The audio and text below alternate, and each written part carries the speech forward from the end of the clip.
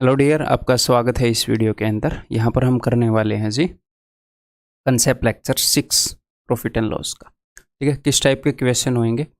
Miscellaneous questions of profit and loss. तो अब तक हमने क्वेश्चंस को टाइप वाइज डिवाइड करके किया है, कंसेप्ट वाइज डिवाइड करके किया है। अब कुछ ऐसे क्वेश्चन हैं कि उस टाइप के बहुत ज़्यादा भी नहीं आते, उसको स्पेसिफिकली उस टाइप में डिवाइड करना उतना वाइज भी नहीं है, खुद को इतना कन्फ्यूज़ करना ज़रूरी भी नहीं है। तो जितने भी बचे कुछ क्वेश्चन है मिसलेनियस, एक तरह के क्वेश्चन एक तरह इकट्ठे हैं, एक तरह के क्वेश्चन एक तरह इकट्ठे हैं, और कुछ मिसलेनियस क्वेश्चन है, तो ये हम करेंगे। ठीक है, वेरिएशन टाइप इंक्लूडेड ये मैंने अपने लिए लिखा है ताकि मेरे को पता हो जाए ये इस टाइप वाले क्वेश्चन कहाँ पर पड़े हैं, कि भाई अलग से मैंने नहीं बनाया, मिसलेनियस के अंदर पड़े हैं। तो मिसलेनियस के 2 लेक्चर होंगे, concept lecture 6 and concept lecture 7। उनके अंदर हम लगभग 50 क्वेश्चन करेंगे।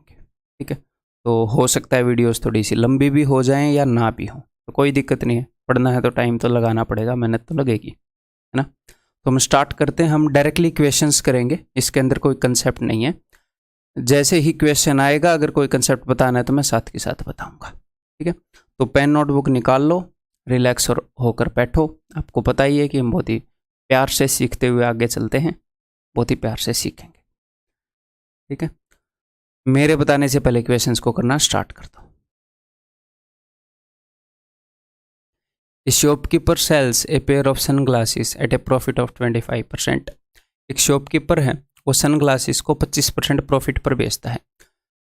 तो उसका कॉस्ट प्राइस है वो जो भी है हमें पता नहीं है, लेकिन वो खुद का तो 100% होएगा, तो वो 100% में खरीदता है। परसेंटेज जो हमें उसके कॉस्ट प्राइस में लिख रहा हूँ, सारी कॉस्ट प्राइस को बेस मानकर, तो सेलिंग प्राइस 125% है। क्लियर है? If he had bought it at 25% less, अगर वो 25% कम में खरीदता इसे, तो अगर 25% कम में खरीदता तो इसको 25% कम करो, यानी कि 75%। तो अगर वो 75% में खरीदता, अगर उसका ये सीपी होता और and sold it for ₹10 less, और इसको 10 रुपये कम में बेचता, ठीक है, तो इसका सेलिंग प्राइस क्या होता? इसका सेलिंग प्राइस होता, जितने में भी इसने बेचा, 125% माइनस 10। आप ऐसे लिख सकते हो 125% माइनस 10, या फिर ऐसे देख सकते हो कि इसमें और इसमें 10 रुपये का फ़र्क है। थोड़ी देर में बताऊंगा मैं क्या बोल रहा हूँ। अगर वो इतने में खरीदता और इतने में बेचता तो उसे 40% का फ़ायदा होता। तो 40% के फ़ायदे का क्या मतलब है कि उसका जो सेलिंग प्राइस है उसके कॉस्ट प्राइस से 40% ज़्यादा होता। 40% प्रॉफिट का क्या मतलब होता है कि कॉस्ट प्राइस से 40% ज़्यादा, यानी कि 140/100, यानी कि 7/5 is equal to selling price. Simple सी बात, जितने परसेंट भी प्रॉफिट होएगा, सेलिंग प्राइस कॉस्ट प्राइस से उतना ही बड़ा होएगा। तो यहाँ पर मैंने गुणा में 7/5 कर दिया। क्लियर है जी? तो अब इसको हम सोल्व करते हैं। यहाँ पर आपने ध्यान क्या रखना है? आपने ये ध्यान रखना है कि यहाँ पर 2 तरह की क्वांटिटीज़ हैं। अगर मैं आपको ये बोलूँ कि 5 रुपीज़ प्लस 10 रुपीज़, तो आप क्या बोल दोगे कि कितने हो गए? 15 रुपीज़। लेकिन अगर मैं आपको ये बोल दूँ कि 5 रुपीज़ प्लस $10, तो $15 या 15 रुपीज़, ऐसा कुछ तो बोलोगे नहीं, इन दोनों को एक यूनिट में कन्वर्ट करना पड़ेगा। तो ऐसे ही यहाँ पर 2 यूनिट है, एक तो परसेंटेज वाली हो गई और दूसरी रुपीज़ वाली हो गई, 10 रुपीज़ लेस। तो ये नहीं है कि 125 माइनस 10 115 करके बैठ गए। ठीक है, तो करें सॉल्व। 5 से जाएगा 15 पर, 15 7 105, ये परसेंटेज में आएगा बिकॉज परसेंटेज थी। 105% इज इक्वल टू 125% माइनस 10 रुपये। तो देखो 125% में से क्या घटाऊँ कि 105 आ जाए? सही कर रहा हूँ ना मैं? जी हाँ। 125 में से 20% घटाने पर, 125% में से 20% घटाने पर 105 आएगा, यानी कि ये जो है जितने भी रुपए हैं इसकी वैल्यू है 20%। यानी कि कॉस्ट प्राइस का 20% अगर 10 रुपये है तो 100% क्या होगा? 100% होएगा 20% का 5 गुना, यानी कि 10 का 5 गुना 50। तो कॉस्ट प्राइस की 100% वैल्यू हो जाएगी जी 50 रुपये। That is option B. Clear है? ठीक। अब इसी चीज़ को दूसरे तरीके से रिप्रेजेंट करके बताता हूँ, एग्जैक्टली इसी चीज़ को, बिल्कुल भी अलग नहीं होएगी।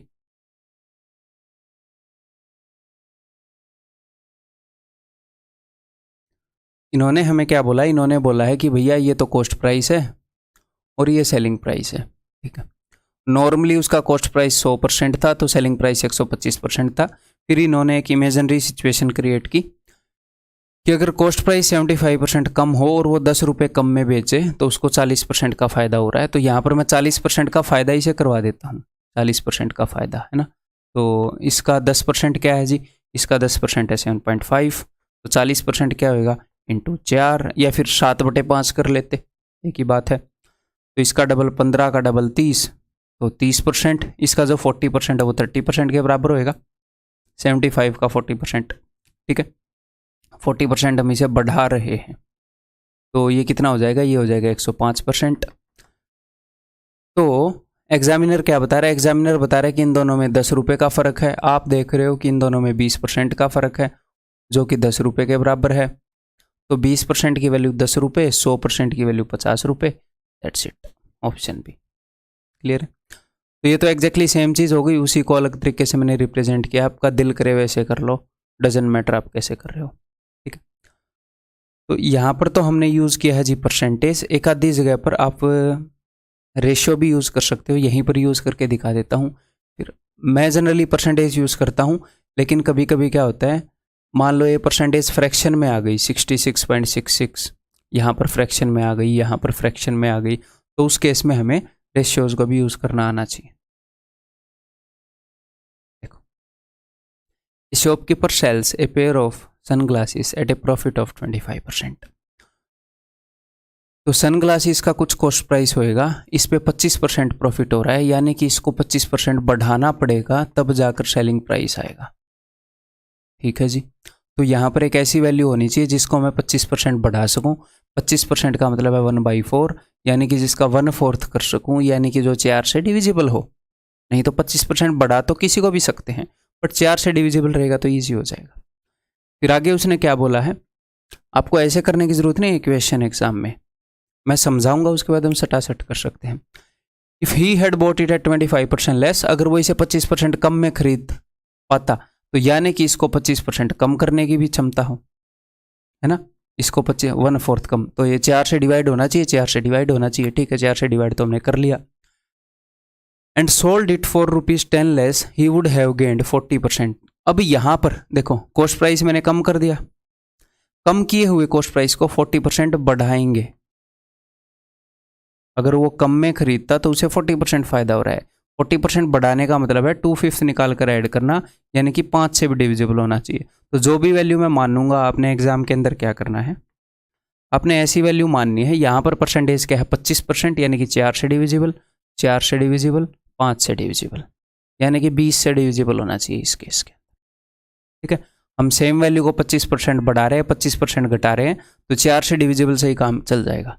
मैंने 2 बार 4 नहीं लिया, क्योंकि सेम वैल्यू को 25 बढ़ा रहे हो, सेम वैल्यू को 25 घटा रहे हो, ठीक है। तो मैंने यहाँ पर क्या मान लिया, मैंने मान लिया कि कॉस्ट प्राइस था वो 20 यूनिट है, तो सेलिंग प्राइस क्या होएगा भाई, इससे 25% ज़्यादा है, 25% ज़्यादा है। तो आप ऐसे नॉर्मली तो सोच सकते हो ना, इससे 25% यानी कि 1/4 ज़्यादा है, या फिर 4:5 रेशियो में है, या आप कर सकते हो, वैसे करने की ज़रूरत नहीं है, बट समझाने के लिए कर दूं। 1/4 ज़्यादा है यानी कि 25 हो गया। अब वो क्या बोल रहा है कि अगर कॉस्ट प्राइस 25% कम हो, तो 25% कम हो यानी कि 1/4 यानी कि 5 कम हो। अगर कॉस्ट प्राइस 15 यूनिट हो तो सेलिंग प्राइस इससे 40% ज़्यादा है, तो इससे 40% ज़्यादा कर लेते हैं जी। ये सब कुछ यूनिट में है, 20 यूनिट, 25 यूनिट, 15 यूनिट। तो इसको मैं 40% बढ़ा रहा हूँ भाई साहब। 40% बढ़ाने के लिए इंटू 7/5 कर लो, 5 × 15, 7 × 21, ये 21 यूनिट है, ठीक है। अब इन दोनों के बीच में फ़र्क कितना है, इन दोनों के बीच में फ़र्क है जी 4 यूनिट का। और एग्जामिनर क्या बोल रहा है, एग्जामिनर बोल रहा है भाई साहब 10 रुपये का, तो 4 यूनिट की वैल्यू 10 रुपये है। अब वो पूछ रहा है कि 20 यूनिट की वैल्यू क्या है, क्योंकि कॉस्ट प्राइस तो 20 यूनिट है, उसने कॉस्ट प्राइस पूछा है। तो 4 यूनिट का 5 × 20 और 10 का 5 × 50, दैट इज ऑप्शन बी। तो नॉर्मली मैंने कॉस्ट प्राइस को क्या माना था, मैंने नॉर्मली कॉस्ट प्राइस को 100% माना था। तो एक हिसाब से इस परसेंटेज को भी भूल जाओ, मैंने 100 यूनिट माना था। परसेंटेज अपने आप में एक करेंसी है, ये रुपए अपने आप में एक करेंसी है, तो मैंने 100 यूनिट माना था। तो 100 यूनिट मानने से हमेशा फ़ायदा नहीं होएगा। क्यों? क्योंकि हो सकता है कभी कभी 6 से डिविजिबल चाहिए चीज़ें। ये किस पर डिपेंड करता है सर? ये डिपेंड करता है कि वो यहाँ पर कैसी परसेंटेज देगा। अगर वो नॉर्मल आसान सी परसेंटेज देता रहेगा, ऐसे 25, 40, 20, 15 छोटी मोटी परसेंटेज देता रहेगा, तो हम 100 से भी हैंडल कर लेंगे, अदरवाइज हम यूनिट भी मान सकते हैं। ठीक है, ऐसे 3-4 क्वेश्चन करवाऊंगा, घबराने की जरूरत नहीं है, टेंशन मत लो। जैसे देखो 5, 5, 10 इसने यूज़ किया है, तो यहाँ पर हम 100 से भी काम चला लेंगे। 5 का मतलब क्या है? 20 से डिविजिबल, यहाँ पर 10 से डिविजिबल, तो 100 से काम चल ही जाएगा। ठीक है, a man sells an article at 5% profit, यानी कि वो 100% में खरीद कर 105% में बेच रहा है नॉर्मली। अब वो इमेजिनरी सिचुएशन बताएगा। If he had bought it at 5% less, अगर 5% कम में खरीदता, यानी कि अगर कॉस्ट प्राइस 95% होता, और सोल्ड इट फॉर ₹1 लेस, और ₹1 कम में बेचता, यानी कि 105% माइनस ₹1 इतने में बेचता, तो उसको 10% का फायदा होता है। तो इसको अब मैं 10% बढ़ाना चाह रहा हूँ, तो 10%, इसका 10% कितना है? 9.5। 10 ऐड मत कर देना, कई बच्चे यहाँ पर 10 ऐड कर देते हैं कि सर ये भी परसेंट है, मैं 10%, नहीं, इसका 10%। अब कॉस्ट प्राइस ये है, कॉस्ट प्राइस का 10% भाई, अब नया कॉस्ट प्राइस है, तो इसका 10% है 9.5%। एक के बाद पॉइंट लगा के आएगा, तो 9 और 5 14, 104.5% इज इक्वल टू 105% माइनस ₹1। 105% में से मैं क्या घटाऊं कि 104.5 आए, तो 0.5%, यानी कि ये है आधा परसेंट की वैल्यू, 0.5%। अगर आधे परसेंट की वैल्यू है ₹1, तो 1% की वैल्यू होगी ₹2, और 100% की वैल्यू होगी ₹200। ठीक है, आंसर क्या हो जाएगा? 200। यूनिट मान के भी कर लो आप खुद, मेरे को बताने की ज़रूरत नहीं है, जब ज़रूरत पड़ेगी क्वेश्चन के हिसाब से तो बता दूंगा। ठीक है, यहाँ पर भी आप कर सकते हो कि भैया 6 से डिविजिबल मुझे चाहिए और मुझे 10 से डिविजिबल चाहिए, यानी कि मैं 60 मान सकता हूँ, तो यहाँ पर यूनिट मान के कर लें इस क्वेश्चन को। A businessman sells a commodity at 10% profit, 10% profit पर बेच रहा है, तो मैंने 60 मान लिया। क्यों मान लिया पता है ना? 10% 10%, यानी कि 10 से डिविजिबल चाहिए, और 1/6 यानी कि 6 से डिविजिबल चाहिए, 10 और 6। तो 60 में खरीद कर 10% फायदे पर बेच रहा है, यानी कि 66 में बेच रहा है 10% फायदे पर। Had he bought it at 10% less, अगर 10% कम में खरीदता, तो इसका 10% है 6, यानी कि अगर 54 में खरीदता, ओके जी, और ₹2 कम में बेचता, कोई नहीं, ₹2 कम में, ये मैं सेलिंग प्राइस निकाल लेता हूँ, मुझे पता है कि ये सेलिंग प्राइस ₹2 कम निकलेगा, और गेन 1/6 उसको होता, तो इसका 1/6 कितना है जी? इसका 1/6 है जी ₹9, तो 9 और 4 13, 63। ये सब यूनिट्स है। तो हमारे लिए रेशियो में जो वैल्यू 3 यूनिट है, वो एक्चुअल में रुपीज में वो वैल्यू ₹2 है। 3 यूनिट की वैल्यू ₹2। अब उसने पूछा क्या है कॉस्ट प्राइस, तो 60 यूनिट की वैल्यू, तो भैया इस 3 का कितने गुना है? 3 का 20 गुना है, तो इस 2 का 20 गुना, वो हो जाएगा ₹40। ठीक है, समझ में आ गई बात? और आपको एक बात बता दूं, क्या बात बता दूं, कि कई बार बच्चे क्या करते हैं, इतनी जल्दबाजी करते हैं, वो ये सोचते हैं कि एक एक सेकंड इंपॉर्टेंट है। बिल्कुल सही बात है, एक एक सेकंड इंपॉर्टेंट है, लेकिन 1 सेकंड इतना ज़्यादा इंपॉर्टेंट नहीं है कि आप 30 सेकंड खराब कर दो। 1 सेकंड से तो 30 गुना इंपॉर्टेंट है ना 30 सेकंड, तो वो इतनी ज़्यादा हड़बड़ाहट करते हैं, इतनी ज़्यादा जल्दबाजी करते हैं कि 1 सेकंड बचाने के लिए 30 सेकंड खराब कर देते हैं। कैसे? इसको जल्दी जल्दी करेंगे, कहीं ना कहीं पर गलती कर देंगे, फिर दोबारा से कैलकुलेट करेंगे, तो स्टार्टिंग में जो 30 सेकंड आपने खराब किए, वो उस 1, 2, 3 सेकंड बचाने के चक्कर में हो गए। देखो, एक एक सेकंड इंपॉर्टेंट है, लेकिन आपके दिमाग में ये घुसाया गया है कि एक भी सेकंड वेस्ट नहीं करना। भाई, वेस्ट नहीं करना, बट क्वेश्चन तो शांति से सोल्व करना है। क्वेश्चन तो शांति से सोल्व करना है। अगर मैं आपको ये बोलूं कि भाई मान लो जो ताश के पत्ते जचाते हैं, आप किसी गेम में गए जहाँ पर वो ताश के पत्ते जचाते हैं ना, ऐसे ऐसे, अगर आपने बचपन में जचाए हो, ऊपर ताश रख दिया, ऊपर ताश रख दिया, ऐसे मान लो आप किसी गेम में गए और आपने ताश के पत्ते जचाने हैं, जो सबसे तेज जचाएगा वो जीत जाएगा। तो उसमें दो चीज़ें चाहिए ना, कि जल्दी भी जचाने हैं और जचाने हैं। ये थोड़ी है जल्दबाजी में वो गिर गए, जल्दबाजी में वो फिर गिर गए। तो ऐसे ही यहाँ पर दोनों चीज़ें चाहिए, जल्दी भी करना है और करना है। तो बेस्ट चीज़ क्या रहती है कि फोकस होकर क्वेश्चन को करो, लेकिन शांति से करो, हड़बड़ी में मत करो। हड़बड़ी वाला हारेगा हमेशा इस टाइप के गेम में। ठीक है, ये बताओ जी। A bookseller sells a book at a profit of 16.2/3%.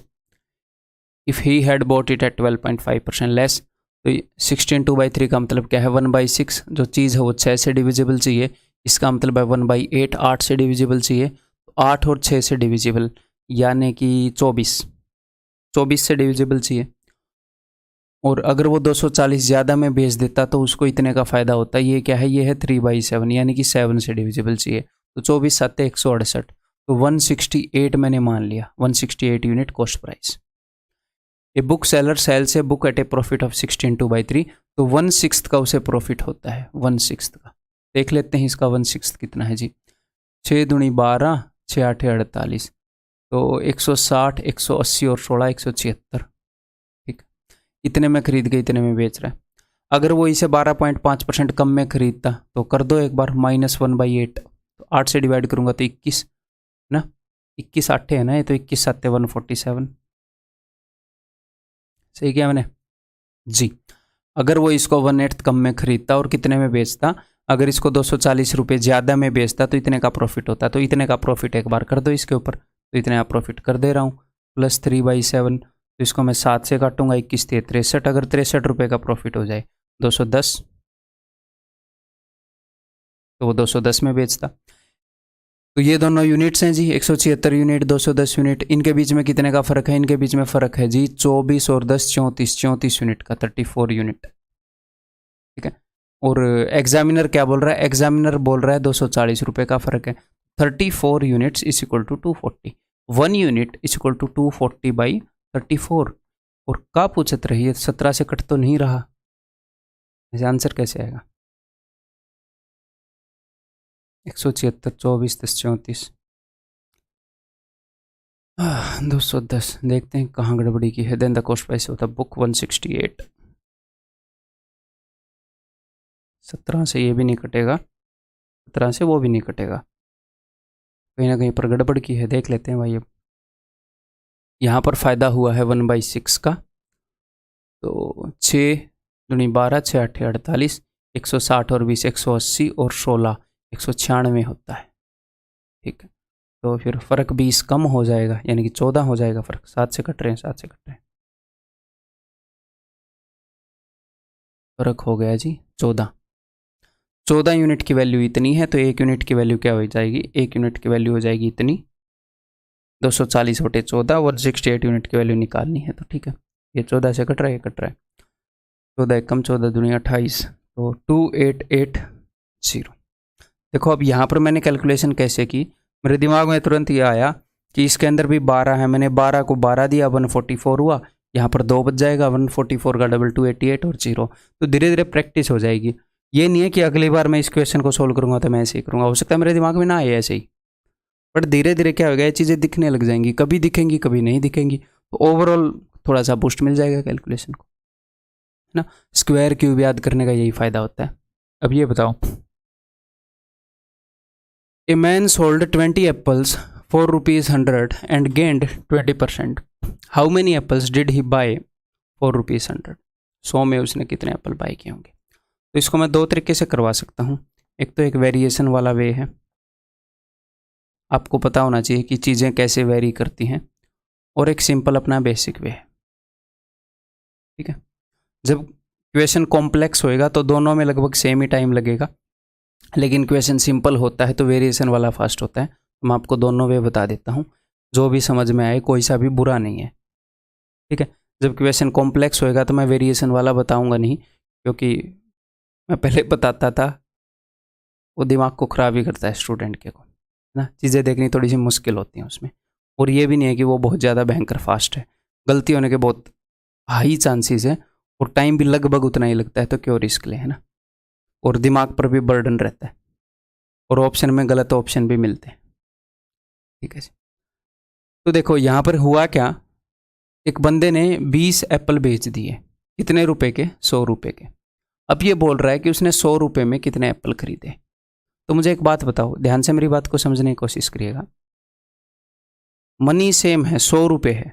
100 रुपए में आपने जितने खरीदे, 100 रुपए में आप कुछ सेब लेकर आए, तो 100 रुपए में अगर आप सेब लेकर आए 10 और आप बेच दो 15, यानी कि 100 रुपए में सेब कितने लाए? 10 ही सेब लाए। और जब आप बेच रहे हो, आप ज्यादा सेब बेच दो, उतने ही रुपए कमा रहे हो, और ज्यादा बेच रहे हो तो नुकसान होएगा।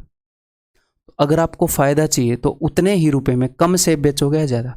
कम सेब बेचोगे। तो ये मैं अंडरस्टैंडिंग की बात कर रहा था।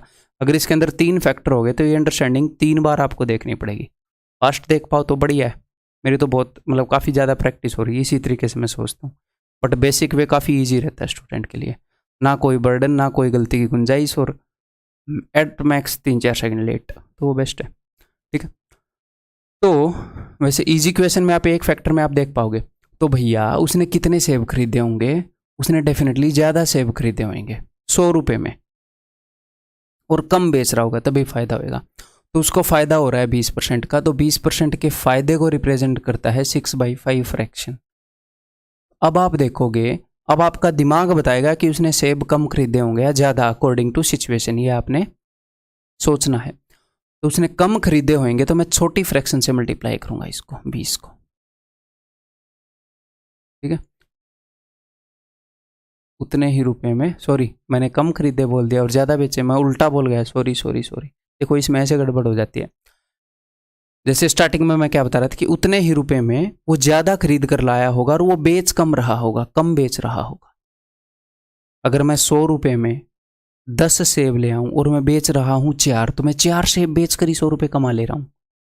4 अगले बेचूंगा, फिर 100 रुपये कमा लूंगा, तो ही मेरे को फायदा होगा। तो मैं बेचूंगा कम उसी रुपये में, तो मैं कम बेचूंगा तो मैं, यार हाँ मैं कम बेचूंगा ऑफ कोर्स। और यही यहाँ पर क्या पूछ रहे हैं, मैं फिर सोचा कि फिर वही गलती कर दी।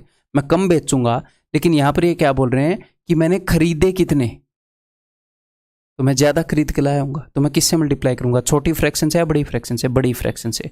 6/5।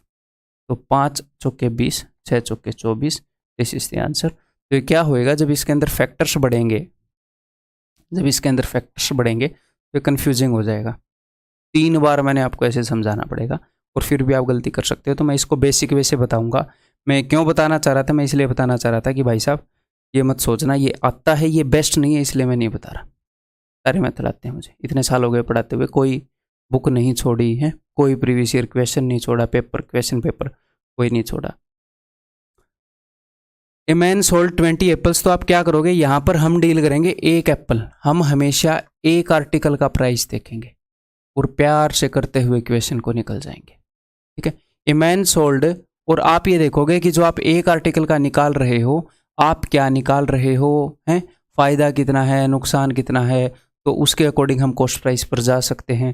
जैसे इसने बताया ए man sold 20 apples for 100 rupees, तो आप एक का निकाल लो। 20 एप्पल अगर 100 के बेचे तो एक एप्पल कितने का बेचा? एक एप्पल इतने का बेचा होगा। यहाँ पर तो ये कट जा रहा है, अगर ये ना भी कटे तो कोई दिक्कत नहीं है। हो सकता है ना एक एप्पल वो 3.5 में बेचते, क्या ही फर्क पड़ता है। बस आपको इतना पता होना चाहिए कि ये क्या है, ये है सेलिंग प्राइस, वो बेच रहा है इतने में। और फिर हमें पता है प्रॉफिट 20% लाभ।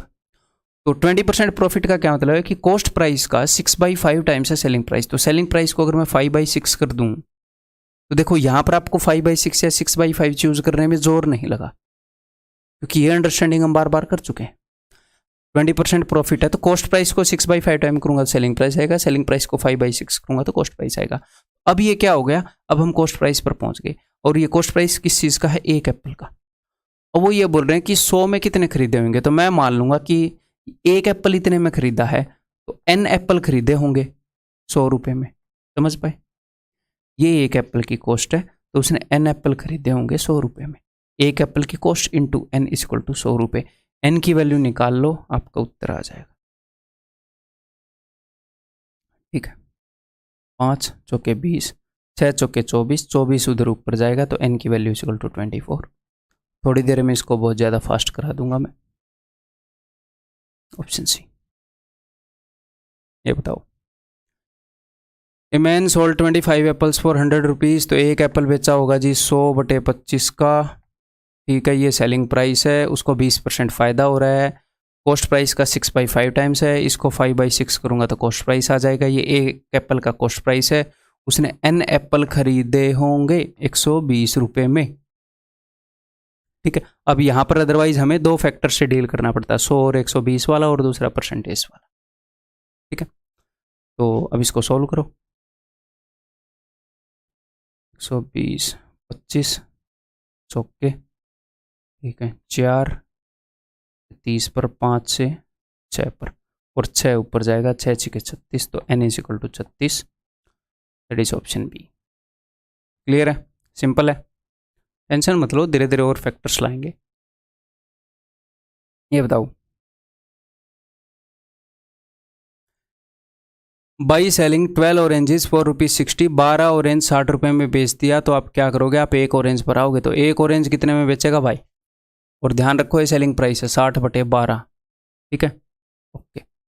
अब ये क्या बोल रहे हैं, ये एक ऑरेंज का सेलिंग प्राइस है, ए मैन ल्यूज इज 25%, 25% का उसे नुकसान होता है, तो 25% का नुकसान होता है, इसका क्या मतलब है कि भैया cost price into 3/4 is equal to selling price, ये आपके दिमाग में है कि कॉस्ट प्राइस से 25% कम है सेलिंग प्राइस, और ये क्या है, ये सेलिंग प्राइस है, तो इसको मैंने कर दिया 4/3, कॉस्ट प्राइस आ जाएगा, ये एक एप्पल का कॉस्ट प्राइस है, ठीक, क्लियर, इसको भी मैंने डील कर लिया। अब ये क्या बोल रहा है, the number of oranges he has to sell for ₹100 so as to gain 25%, अगर उसे 25% फ़ायदा चाहिए तो कितने बेचेगा, तो एक एप्पल का सेलिंग प्राइस निकाल लो 25% फ़ायदे पर, तो अगर आपको 25% फ़ायदा चाहिए तो कॉस्ट प्राइस को 5/4 करोगे, ये एक एप्पल का कॉस्ट प्राइस है, आपको ऐसे अलग से लिखना नहीं है एग्जाम में, पता है, एक एप्पल का कॉस्ट प्राइस है, मुझे एक एप्पल का सेलिंग प्राइस ये चाहिए, ये, अच्छा जी ये चाहिए, तो ये एक एप्पल का सेलिंग प्राइस है जितने में मैं बेचना चाहूँगा, मुझे 25% फ़ायदा चाहिए, तो ये एक एप्पल का सेलिंग प्राइस है इंटू n, अगर मैं n एप्पल बेचूँ तो टोटल 100 में कितने बेचूंगा, ये वो पूछ रहा है, तो इसको सोल्व कर लो, दैट्स इट, सिंपल। इसको मैं थोड़ा सा और सिंप्लीफाई भी करूँगा, पहले इसको सोल्व करो, 4 से 4 गया, 12 से गया जी 5 पर, ठीक है, 5 5 25, चौके 100, ये 3 जाएगा ऊपर, तो n इज इक्वल टू 12, तो इसका उत्तर हो जाएगा जी 12, ऑप्शन सी, ठीक है। इसको हम थोड़ा सा और फास्ट कर सकते हैं, ये जो दो स्टेप हैं इनको हमें एक स्टेप में कन्वर्ट कर सकते हैं, कैसे अभी बताता हूँ, देखो,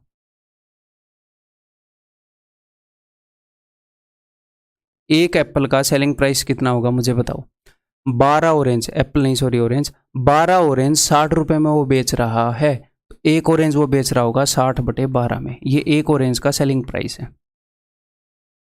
अब मेरी बात को सुनना है ध्यान से, एक ऑरेंज को इतने में बेच रहा है, वो एक ऑरेंज को बेच रहा है तो उसे 25% का नुकसान हो रहा है भाई साहब, लेकिन उसे 25% का फायदा चाहिए, एक्चुअल में जब वो ऑरेंज को बेच रहा है तो वो कॉस्ट प्राइस के 75% पर ही बेच रहा है, लेकिन वो चाह रहा है कि मैं कॉस्ट प्राइस के 125% पर बेचूं, जब वो एक ऑरेंज को बेच रहा है तो 25% नुकसान हो रहा है, वो कॉस्ट प्राइस के 75% पर बेच रहा है, वो चाह रहा है कि मैं 125% पर बेचूं, यानी कि ये 75% है, 75% पर बेच रहा है, तो मुझे तो 125% निकालना है, तो अगर ये 75% है तो 1% की वैल्यू हो जाएगी ये, और 125 की वैल्यू हो जाएगी ये, मैंने ये दोनों एक में डील कर दिए, 4 से 4 गया, 5/3 आएगा, देखो 5/3, क्लियर, ऐसा ही होएगा, इतने का नुकसान हो रहा है, इतने का फायदा चाहिए, इतने का फायदा हो रहा है, इतने का फायदा चाहिए, तो हमें पता है कॉस्ट प्राइस का कितने परसेंट है, कितने परसेंट निकालना है, तो मुझे इतने में बेचना है एक संतरा, अब मैं n संतरे बेच रहा हूँ जी 100 रुपये के,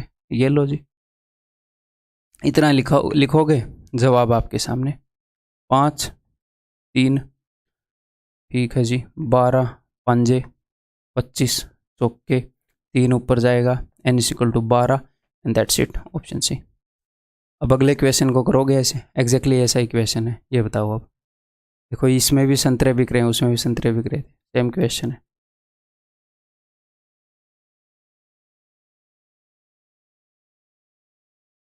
हेलो, बताओ, by selling 18 oranges for ₹80। 18 orange 80 के बेच रहा है, तो एक ऑरेंज बेचेगा 80/18, एक ऑरेंज का सेलिंग प्राइस। अब जब वो बेच रहा है तो उसे 28% लॉस हो रहा है, यानी कि वो कितने में बेच रहा है, वो कॉस्ट प्राइस के 72% में बेच रहा है, ठीक है। लेकिन उसे 10% का नुकसान चाहिए, लालची आदमी नहीं है, नुकसान में काम चला लेगा। तो ये कॉस्ट प्राइस के 90% में बेचना चाह रहा है बेसिकली। तो ये एक ऑरेंज का सेलिंग प्राइस है, तो ये कितने परसेंट में बेच रहा है, 72% के बराबर है कॉस्ट प्राइस के। तो 1% की वैल्यू क्या हो जाएगी, डिवाइडेड बाई 72, और हमें 90% की वैल्यू चाहिए, तो गुणा 90। इतने में मुझे बेचना है एक संतरा, एक्चुअल में हम इतने में एक संतरा बेचना चाह रहे हैं। अब ये बोल रहे हैं कि 150 में कितने संतरे बेचेगा, तो मैंने मान लिया कि भैया एक संतरा इतने में बिक रहा है, टोटल n संतरे बिके तो टोटल 150 रुपये हो गए। ये लो सॉल्व कर लो, बताओ आसान लग रहा है कि नहीं। 18 चौके 72, 18 5 90, ठीक है जी। 18 चौके 72 होता है, तो 8 में 72, ठीक है। 5 से जाएगा जी 30 पर, ये 9 उधर चला जाएगा, n की वैल्यू 270। कहाँ गलती कर दी है, इस जीरो से जीरो नहीं काटी, ठीक है। n की वैल्यू 27 हो जाएगी, ऑप्शन बी, ठीक है। ये बताओ, देखता हूँ कितने लोग इसको समझेंगे, आप इसको समझ के ठीक जवाब दोगे कि नहीं। एक बात को दिमाग में बैठा लो भाई, ये बहुत ज़रूरी चीज़ है। आप एक्यूरेसी की आदत डालोगे तो एक्यूरेसी की आदत डल जाएगी, अगर आप हड़बड़ी में सिली मिस्टेक्स करने की आदत डालोगे तो सिली मिस्टेक्स की आदत डल जाएगी। इन चीज़ों की आदत डालनी होती है, ये नहीं है कि कल को आप एक्सपर्ट हो गए, कल को आपने बहुत ज़्यादा मैथ के क्वेश्चंस कर लिए तो आप सिली मिस्टेक्स नहीं करोगे। अगर मैं भी आज के दिन ज़रूरत से ज़्यादा जल्दी कर दूं तो क्वेश्चन गलत हो जाएगा, ठीक है। उसेन बोल्ट भी ज़रूरत से ज़्यादा भाग ले तेज तो गिर जाएगा ठोकर वगैरह लग के, ज़रूरत से ज़्यादा तेज, जितना उसको नहीं भागना चाहिए उतना तेज अगर भाग ले। तो हमने क्या करना है, हमने इसकी आदत डालनी है, इसकी आदत डालनी है, इन दोनों की आदत डलती है। आदत कब डलेगी, जो आप करोगे तब आदत डलेगी। ऐसा काम करते रहोगे तो इसकी आदत डल जाएगी, ये काम करते रहोगे तो इसकी आदत डालनी है। मैथ सीखने के बाद ये ठीक नहीं होएगा, साथ साथ आदत डलती है, ठीक है। A man bot 30 apples for ₹100। तो भैया 30 एप्पल खरीदे 100 रुपये में, तो एक एप्पल खरीदा होगा 100/30 में। मुझे सोल्व क्यों करना है एक एप्पल का प्राइस, बट ये कॉस्ट प्राइस है, बस इतना ध्यान रखना है। एंड गेन 20%, तो ये कॉस्ट प्राइस है, ओके जी। तो सेलिंग प्राइस कितना होगा इसका, 6/5 टाइम्स, 20% फ़ायदा उसे हो रहा है by selling them. How many apples did he sold for ₹100। 100 रुपये में कितने एप्पल वो बेचेगा, तो ये एक एप्पल का सेलिंग प्राइस है। ये वो वाला क्वेश्चन नहीं है जिसमें आप फंस सकते थे, है ना। तो एक एप्पल का सेलिंग प्राइस है, तो उसने n एप्पल बेचे होंगे 100 रुपये में। ये तो ईजी है यार बहुत। अच्छा हाँ, ये क्वेश्चन था जो मैं स्टार्टिंग में लाना चाह रहा था, चलो ठीक है, क्या ही करें। 6 5 30, 5 5 25, n = 25, that is option D. ये बताओ, ये बताओ, इसमें गलत करने के चांसेस हैं, इसमें अगर आप ठीक कर गए तो बहुत बढ़िया है, हवा में नहीं आना, फिर आगे बढ़ेंगे। Oranges are bought at 7 for ₹3। 7 orange खरीदे 3 रुपये के, तो एक ऑरेंज खरीदा भैया, एक ऑरेंज का कॉस्ट प्राइस क्या है, 3/7। Eight what rate per 100 must they be sold. एक तो सबसे पहले यहाँ पर गलती करते हैं बंदे, 33 देखते ही 4/3 मार देते हैं। भाई साहब एक तो पहली बात, ये 33.33 नहीं है, 33 है, ठीक है। ये एप्पल का कॉस्ट प्राइस है, तो सेलिंग प्राइस क्या होगा, 33% ज़्यादा, यानी कि 133/100 करो, ठीक है। तो ये क्या हो गया, ये एक ऑरेंज का सेलिंग प्राइस हो गया, एक ऑरेंज का। Eight what rate per 100 must they be sold. At what rate per 100, इसका मतलब क्या है कि 100 संतरे कितने रुपए में बेचने चाहिए, 100 संतरे कितने रुपए में बेचने चाहिए, 60 रुपये में, 57 में। तो ये एक संतरे का सेलिंग प्राइस है, तो गुणा में 100 कर दो। वो इंटू n = 100 कर देते हैं कई बंदे, क्यों, रट लिया है क्या तुमने। एट वट रेट पर 100, 100 संतरे कितने में बेचूँ, तो एक संतरा इतने में बेचूंगा, तो 100 संतरे इंटू 100, 100 का SP पूछा है, 19 × 57 57 रुपीज़। क्लियर है? अब ये बताओ जी,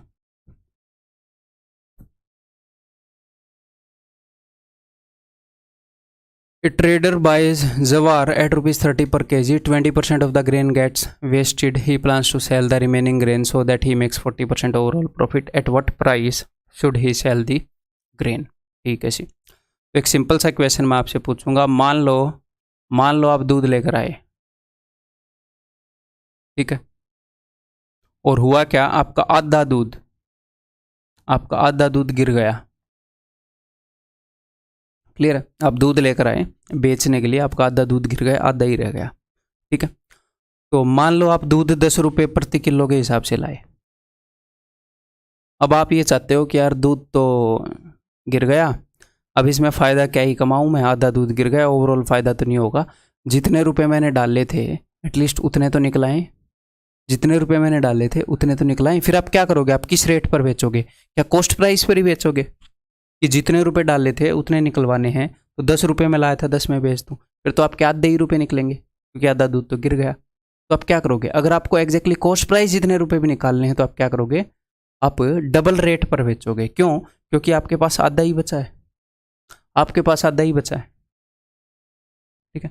मान लो, अब आधा मैं नहीं बोलूँगा क्योंकि 1 माइनस हाफ हाफ होता है, आपका 1/3 जो दूध है वो गिर गया, वो स्पिल हो गया, तो आपके पास बचा कितना, आपके पास 2/3 दूध रिमेनिंग है। तो 2/3 दूध में से ही आप सब कुछ कमाना चाह रहे हो। अब क्या चाह रहे हो, आप ये चाह रहे हो कि यार जितने रुपए लगाए थे उतने तो आ जाए। तो अगर दूध 2/3 बचा है तो आप रेट को 3/2 कर दो, तो क्या होगा, एटलीस्ट कॉस्ट प्राइस इतना निकला है, एटलीस्ट गिरने के कारण जो नुकसान हुआ है वो नहीं होएगा। तो रेट को क्या कर दो, 3/2 कर दो, क्योंकि आपके पास जो चीज़ बची है वो आधी बची, तो डबल कर दो रेट को। चीज़ अगर 1/10 बची, 10वें हिस्से की चीज़ बची, सारी गिर गई, तो 10 गुना कर दो रेट को, ताकि जितने रुपए लगाए थे वो तो आ जाए। तो चीज़ जो बची है 2/3 बची, तो 3/2 कर दो, ताकि उतने रुपए तो आ जाएं जितने लगाए थे, कॉस्ट प्राइस के बराबर तो आ जाए। तो यहाँ पर यही चीज़ हम यूज़ करेंगे, ये चीज़ समझ गए। कई बार ये सिचुएशन आएगी, अब क्वेश्चंस पर यूज़ करेंगे, ध्यान से सुनिएगा। और ये एक्चुअल में 2017 Tier 2 का क्वेश्चन है, मतलब ये क्वेश्चन आते हैं, आए हुए क्वेश्चन करवा रहा हूँ आपको इस टाइप के। ए ट्रेडर बाइज जवार एट ₹30 पर kg, तो 30 रुपीज़ उसका कॉस्ट प्राइस है, ठीक है। हुआ क्या, उसकी 20% जवार वेस्ट हो गई बेचारे की, तो बची कितनी, 20% का मतलब होता है 1/5, तो बची कितनी, 4/5, तो 4/5 ही जवार बची है। तो अगर वो कॉस्ट प्राइस जितने रुपए, अगर वो जितने रुपए उसने लगाए हैं अगर उतने रुपए निकालना चाह रहा है, यानी कि 0% गेन चाह रहा है, कॉस्ट प्राइस जितने ही रुपए निकालना चाह रहा है वो बस ओवरऑल, तो 4/5 जवार बची है, तो उसने जिस रेट पर खरीदी है ना उसके 5/4 में बेचनी पड़ेगी। तो क्या होएगा, तो उसके उतने रुपए निकलाएंगे जितने उसने डाले थे, यहाँ पर उसको फायदा नहीं होएगा, उतने निकलाएंगे जितने उसने डाले थे। ये क्या बोल रहे हैं, ये बोल रहे हैं भाई साहब हमें तो ओवरऑल 40% प्रॉफिट चाहिए, इतने में बेचेगा तो उसको 0% प्रॉफिट होएगा, ये कॉस्ट प्राइस के बराबर ही उसके पास रुपया आएगा, ओवरऑल 40% प्रॉफिट चाहिए, अब 40% और बढ़ा दो भाई। अब अगर आपने 10% बढ़ाया तो 10% फायदा, 20% बढ़ाया तो 20% फायदा, ठीक है। 40% प्रॉफिट चाहिए, 140/100, 7/5, ये उत्तर है जी इन स्टेप्स में। इस तरह के जो भी क्वेश्चन हैं, ठीक है, कर दें काम। 5 से 5 गया, 2 से गया 15 पर, 15 7 105/2, यानी कि 52.5, 52.5, दैट इज ऑप्शन सी, ठीक है। Clear?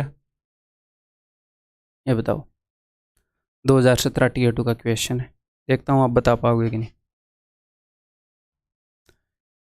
An oil refinery bias oil eight ₹3600 पर बैरल, एक बैरल 3600 रुपये में खरीदती है।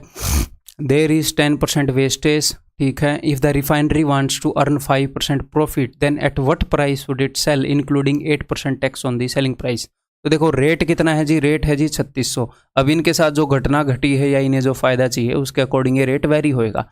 10% फ़ायदा चाहिए तो 10% ज़्यादा में बेच दो, 20% फ़ायदा चाहिए तो 20% ज़्यादा में बेच दो, ठीक है। अब मैं एक एक घटना के लिए यहाँ पर फ्रैक्शन लिखूंगा। 10% वेस्टेज हो गई, ठीक है जी, यानी कि बचा कितना, बचा 90/100, यानी कि 9/10 तेल बचा है बस। तो अगर तेल 9/10 बचा है, अगर आपको कॉस्ट प्राइस जितने भी रुपए निकालने हैं ना भाई साहब, तो इसको 10/9 इस रेट प्रति बैरल पर बेचना, फ़ायदा होएगा 0%, एटलीस्ट जो रुपये डाले हैं वो निकलाएंगे। लेकिन ये बोल रहे हैं मैं तो 5% फ़ायदा कमाऊंगा, तो 105/100 यानी कि 21/20, तो 5% फ़ायदा हो जाएगा। और ये बोल रहे हैं 5% फ़ायदा भी कमाएंगे, ऊपर से 8% टैक्स भी हम लगाते हैं, तो 8% टैक्स लगाने के बाद हम कितने में बेचेंगे? अब तक तो इनको हो गया 5% फ़ायदा, अब 8% टैक्स और लगा दो, ये लो, इतने में बेचेंगे। क्लियर है? समझ में आ गई बात? तो 9 दूनी 18, 18 छिक्के 108, 2 0 गई, 6 से ये इधर जाएगा तो 216, 216 इंटू 21, तो यूनिट डिजिट 6 आएगा। एक ही आंसर हो सकता है, दैट इज ऑप्शन डी। ठीक है, अगला क्वेश्चन बताओ।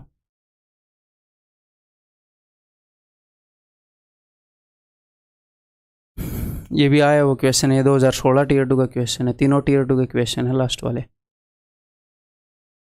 ए shopkeeper boys A product of ₹150 पर केजी, 150 पर केजी में खरीदता है, 15% प्रोजेक्ट डैमेज हो गया तो कोई दिक्कत नहीं है, 150 में खरीदा, ये 15% जो डैमेज हुआ है ना, इसके नुकसान की भरपाई के लिए ही रेट बढ़ाना पड़ेगा। तो बचा कितना है भैया? 85%, 85/100 इतना बचा है, यानी कि 17/20 इतना बचा है। तो इसको क्या करना पड़ेगा? 20/17। इस रेट में बेचेगा तो फ़ायदा नहीं होएगा, सिर्फ रुपये निकलेंगे।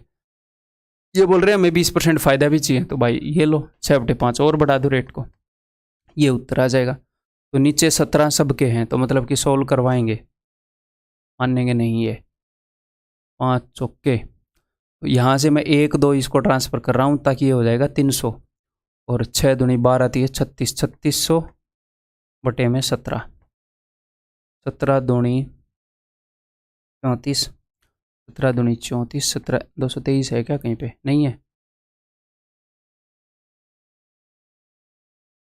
2 यहाँ पर गए तो 300, 6 दूनी 12, यार काम तो ठीक है, 17 दूनी 34, 2,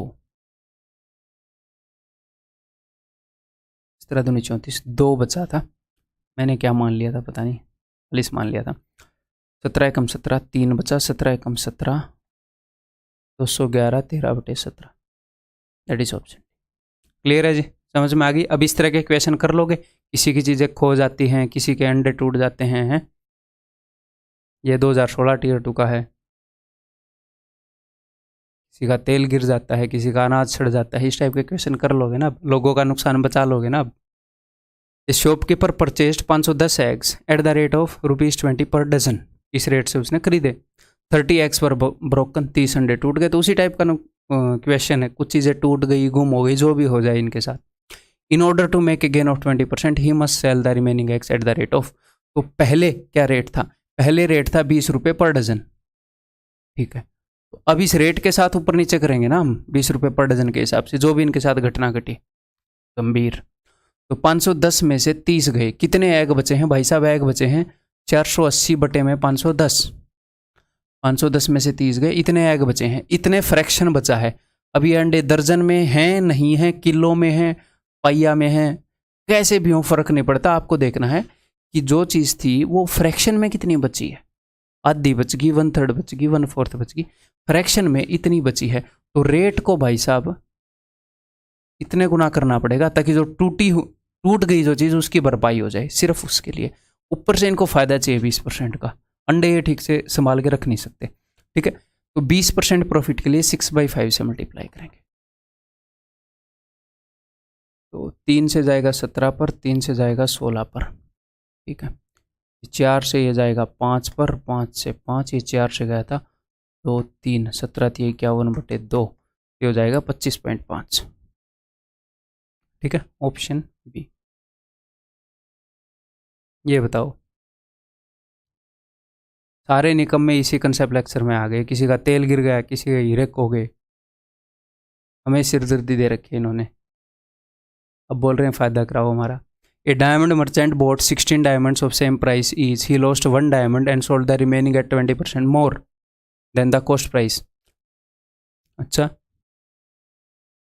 what is his overall profit percentage? ठीक ठीक ठीक। तो अब की बार वैसे मत करना जैसे लास्ट क्वेश्चन कर रहे थे, इसको ध्यान से पढ़ो। ये नहीं बोल रहा है कि मुझे ओवरऑल 20% प्रॉफिट चाहिए, ये बोल रहा है उसका एक खो गया, उसके कारण भी कुछ असर पड़ा होगा, उसे नुकसान हुआ होगा, और उसने बाकी जो बचे हैं उनको कॉस्ट प्राइस से 20% ज़्यादा पर बेच दिया। ठीक है जी, तो उसका ओवरऑल क्या प्रॉफिट है? तो उसका एक डायमंड खो गया। मान लो आपके आधे डायमंड खो जाते, आपके आधे डायमंड खो जाते, तो आपको तो नुकसान नहीं होता क्योंकि आपके पास डायमंड ही नहीं है। 0 डायमंड में से आधा खोएगा, 0 ही खोएगा।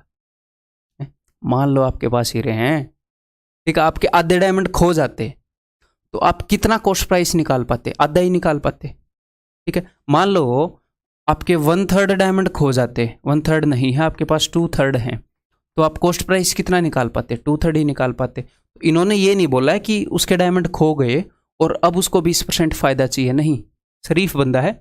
इसके डायमंड खो गए, मान लो 2/3 ही रह गए, तो इसने जो बचे खुचे डायमंड है उनको कुछ परसेंट ज़्यादा पर बेच दिया, तो ये बोल रहे हैं ओवरऑल प्रॉफिट बताओ। तो इसके बचे कितने हैं डायमंड? इसके 15 डायमंड बचे हैं 16 पर। तो इसके कारण, बिकॉज ये खोने के बाद भी ओवरऑल प्रॉफिट नहीं चाह रहा, इसके कारण ये 15/16 ही निकाल पाएगा। इसके पास बचे कितने हैं डायमंड? 15/16, इतने रुपये निकाल पाएगा। ठीक है, तो डायमंड खोने के कारण इसको लॉस हुआ है 1 का 16 पर, 1/16 का, और आगे जो बचे खुचे डायमंड हैं उनको इसने 20% फायदे पर बेच दिया, तो इसके लिए फ्रैक्शन है 6/5। तो ये खोने के कारण इंपैक्ट पड़ा है, ये 20% रेट बढ़ा है उसका इंपैक्ट पड़ा है। ओवरऑल इंपैक्ट आ जाएगा कि इन दोनों चीज़ों के कारण उसे क्या फ़ायदा हुआ, क्या नुकसान हुआ। ठीक है, देख लें। 5 × 15, 2 × 6, 2 × 8 16, 3 × 9/8, तो भाई साहब को 1 का फ़ायदा हो गया 8 पर, यानी कि 12.5 का फ़ायदा ओवरऑल। क्लियर है? क्लियर है जी। डिटेल में मैंने समझाया है इस क्वेश्चन में और बाकी क्वेश्चन में क्या फ़र्क है।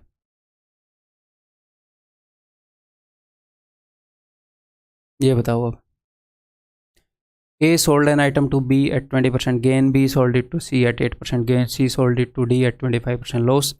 If the difference between the profits of A and B, तो जनरली ये क्या होता है, जनरली एग्जामिनर बोलता है कि A ने B को बेचा, B ने C को बेचा, C ने D को बेचा, इसका रेट बता के इसका पूछ लिया, इसका रेट बता के इसका पूछ लिया। कई बार ऐसे करता है। कई बार क्या कर देता है, A और B के प्रॉफिट का डिफरेंस इतना है, तो इस केस में क्या करना पड़ेगा, इस केस में सब की वैल्यूज निकालनी पड़ेगी कि नहीं दो चीज़ों का डिफरेंस वगैरह सम वगैरह गिवन है, तो ये सारी वैल्यू आपको सिचुएशन क्रिएट करनी पड़ेगी जी। क्लियर है? तो इसको हम कई तरीके से क्रिएट कर सकते हैं, बताता हूँ मैं आपको, जो भी बढ़िया तरीके रहेंगे। इस परसेंटेज के हिसाब से डिपेंड करता है वैसे तो हम ये करते हैं, नॉर्मली ही कर लेते हैं ना, डिफरेंस पूछा, ठीक है। A sold at item to B at 20% gain, 20% फायदे पर वो बेच रहा है, तो ए अगर उसको 5 रुपये में लाया है तो वो 6 रुपये में बेच रहा है, 20% फायदा, 1 का फायदा 5 पर। क्लियर है? मैं रेशियो के हिसाब से इसको सोल्व करूंगा। 20% गेन के लिए उसने बी को बेच दिया, B sold it to C at 8% gain, 8% gain के लिए बी ने सी को बेच दिया, तो यानी कि 100 और 108, तो मैं इसको काटूंगा 4 से, यानी कि 25 और 4 से काटूंगा तो 27। इसने अगर 25 में लिया तो इसने 27 में बेच दिया। आप बोलोगे सर इसने तो 6 में लिया, कोई नहीं, इसको बाद में सेम करेंगे। ऊपर वाला भी बी का कॉस्ट प्राइस है, ये भी इसका कॉस्ट प्राइस है बी का, तो इनको बाद में सेम करेंगे। सी ने डी को बेचा 25% लॉस पर, तो यानी कि 4 में खरीद कर इसने 3 में बेच दिया, 25% लॉस, यानी कि 1 का लॉस 4 पर। इनसे आपको डील करना आना चाहिए। If the difference between the profits of A and B is 260, ठीक है, ए और बी के प्रॉफिट के बीच में इतने का फर्क है, तो सबसे पहले हम क्या करेंगे, इनके कॉस्ट प्राइस को सेम करेंगे जी। ठीक है, तो अब मैं क्या करूंगा जी, यहाँ पर बी का जो कॉस्ट प्राइस है वो सेम करना है, तो 6 से ऊपर वाले को मल्टीप्लाई करूंगा इन दोनों रेशियोज को, और 25 से नीचे वाले को, तो 25 पंजे 125, 25 छिक्के 150, ठीक है। 6 से इसको मल्टीप्लाई करूंगा तो 150, 6 से इसको मल्टीप्लाई करूंगा तो 150 और 12 162, है ना, 120 और 6 7 42 162, ठीक है। अच्छा, 6 से मैं ऑलरेडी कर चुका हूँ, तो अब मुझे क्या करना पड़ेगा, यहाँ पर 4 है, यहाँ पर 162 है, तो इनको 162 से कर दो, इनको 4 से कर दो। क्लियर है? और मैं देखूंगा इस क्वेश्चन को करने का कोई आसान तरीका है कि, तो नीचे वाले को अब देखो, यहाँ पर इस रेशियो के हिसाब से सी की वैल्यू है 4, नीचे वाले रेशियो के हिसाब से सी की वैल्यू है 162। क्लियर है? तो वैसे 4 से डिविजिबल है, 4 से डिविजिबल है नहीं, ठीक है यार, 4 और 162 से ही कर लेते हैं, क्या एलसीएम लेना इनका। तो 4 इंटू दिस, और ये हो जाएगा 162 इंटू 3, अब इन्होंने क्या बताया है, if the difference between the profits of A and B, A का क्या प्रॉफिट हुआ है यहाँ पर, ए का प्रॉफिट हुआ है 125 4 बार आया, 150 4 बार आया, 150 और 25 में 25 का वर्ग है तो 25 4 बार यानी कि 100 का ये ए का प्रॉफिट है, इतने में लेकर इतने में बेच दिया। और बी का प्रॉफिट यहाँ पर होएगा भाई साहब 150 4 बार, 162 4 बार, तो 12 का फर्क है, 12 चौके 48। ठीक है, इन दोनों का प्रॉफिट का डिफरेंस है जी 52 यूनिट्स। एग्जामिनर बोल रहा है 260, तो 52 यूनिट की वैल्यू है 260, एक यूनिट की वैल्यू होगी 260/52। और पूछ क्या रहा है आपसे, पूछ रहा है कि डी ने कितने में खरीदा, तो डी ने खरीदा इतने में। ठीक है, इसको सॉल्व कर लो।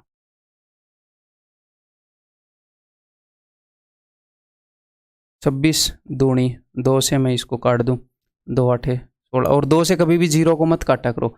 अच्छा खासा 10 है, सोल्व करने में प्रॉब्लम नहीं कर रहा। कई बंदे इसको मारेंगे 5 पर देकर फिर कॉम्प्लेक्स कर लेंगे। ठीक है, 0 को थोड़ा सा ध्यान से काटा करो, काटने की जब तक मजबूरी ना हो।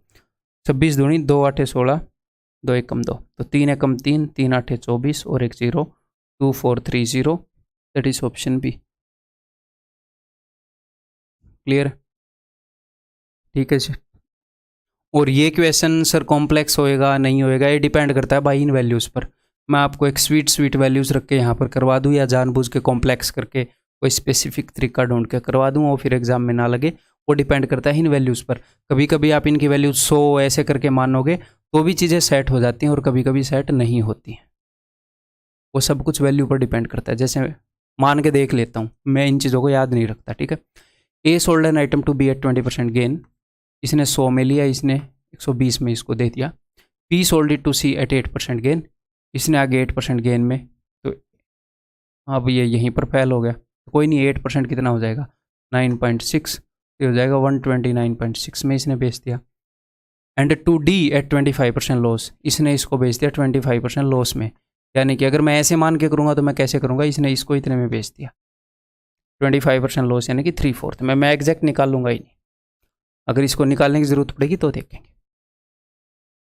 इसका प्रॉफिट है भाई साहब 20, इसका प्रॉफिट है जी 9.6, इन दोनों के प्रॉफिट का डिफरेंस है 10.4, तो 10.4 यूनिट की वैल्यू उसने दे रखी है 260, तो एक यूनिट की वैल्यू होएगी डिवाइडेड बाई 10.4, और हमें इतने यूनिट की वैल्यू निकालनी है। तो ये ऐसे भी निकल ही आया अच्छे खासे वे से, बहुत ज़्यादा कॉम्प्लेक्स हुआ नहीं।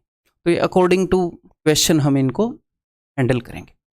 ये मेरे ख्याल ऑप्शन बी था ना। क्लियर है? ये बताओ, oil equal to 20% of the weight of the groundnut is extracted in a meal, किसी मील में तेल निकाला जा रहा है मूंगफली का, जितना भी उसका वेट है उसका 20%। ठीक है, the matter left after extraction, तेल निकलने के बाद जो भूसा सा बच जाता है उसको कैटल फीड, खल बन जाती है वो, उसको जानवरों के लिए बेचा जाता है eight the rate of 12.5 per kg। The ground nuts are bought at ₹20 per kg, the processing cost is ₹5 per kg। 1 kg के हिसाब से 5 रुपये लग जाते हैं प्रोसेस करने में, 20 रुपये की आती है। ठीक है, 1 kg के ऊपर 25 रुपये खर्च हो जाते हैं इनके। At what price should the oil be sold to earn 20% on the total cost. तो सिचुएशन को फॉलो करो, नॉर्मली इजीली आंसर आ जाए। तो 20% तेल निकल रहा है, तो 20% यानी कि 1/5, तो मैंने टोटल मूंगफली मान ली कि 5 kg है, तो इस 5 kg में से 20% 1 kg तो ऑयल निकलेगा जी। ठीक है, और ये जो भी एक्सट्रैक्ट निकला था, एक्सट्रैक्ट कई बंदे खल को समझेंगे नहीं यहाँ पे, ये कितना निकलेगा, ये 4 kg निकलेगा बाकी का।